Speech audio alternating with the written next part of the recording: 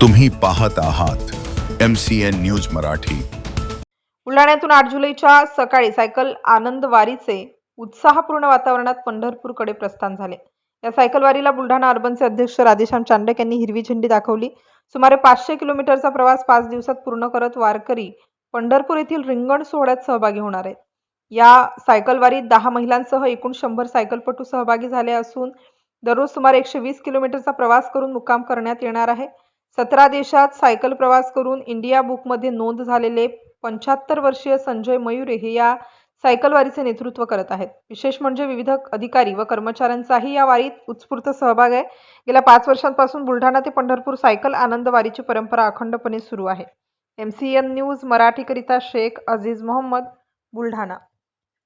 देखना है कल तो चलाओ सायकल या घोषवाक्याने बुलढाण्यामध्ये गेल्या 5 वर्षापासून बुलढाणा सायकल क्लब हा दरवर्षी पंढरपूरला जातो।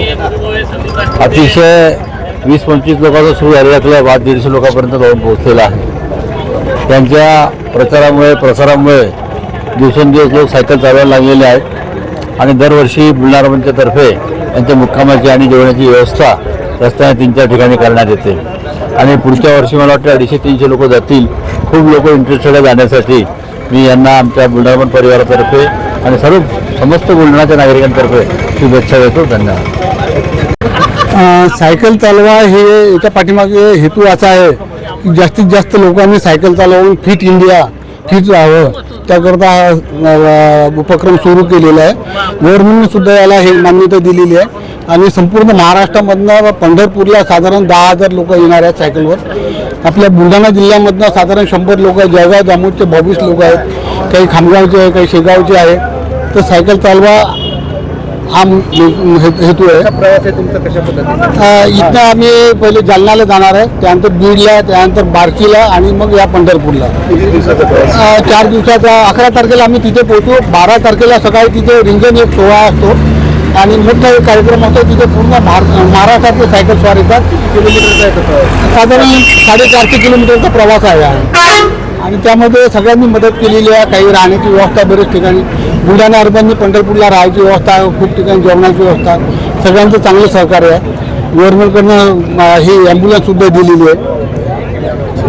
सायकलिंग क्लब अध्यक्ष आमची बुलढाणा ते पंढरपूर ही 5वी सायकल वारी आहे।